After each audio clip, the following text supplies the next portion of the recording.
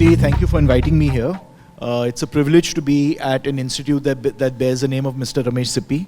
He's been someone that I've grown up admiring. I've admired his films all my life. He's my favorite director.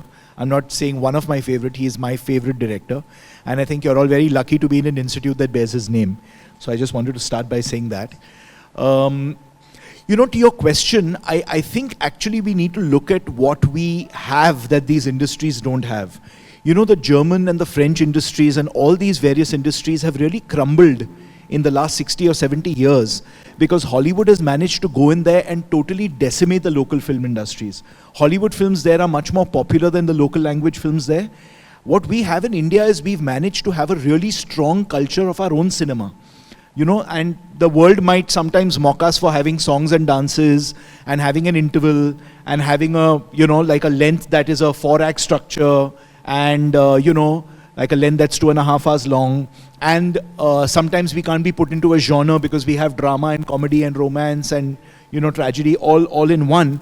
But that's what makes us so unique. So I'd actually flip the question a little bit and say we actually have a lot going for us. Now, what's happened is because of the grammar of our cinema being so unique, that sometimes held us back from crossing over.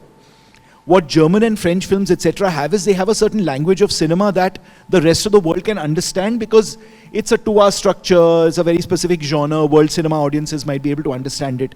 Our films, because they are so unique and present a thali of genres within one film, have found it very difficult to cross over to a non-South Asian diaspora audience.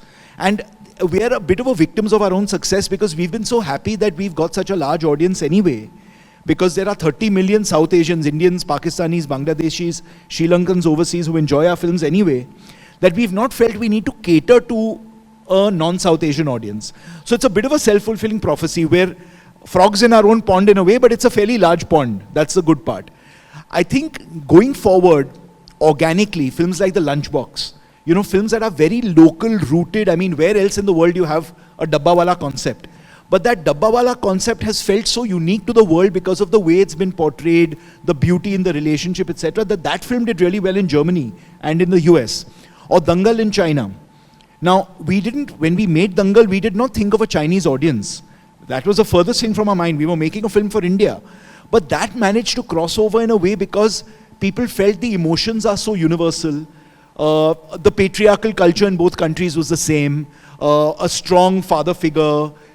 Children wanting to prove themselves to their parents, parents wanting to live their dreams through their children.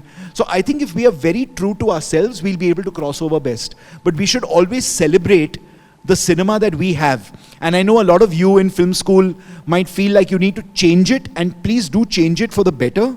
But let's not take away everything that's worked for us. We've grown up on songs and dances and, what we call Bollywood. Yeah, action sequences, comedy, romance. I mean, that's what made us fall in love with the movies in the first place. Let's not forget that.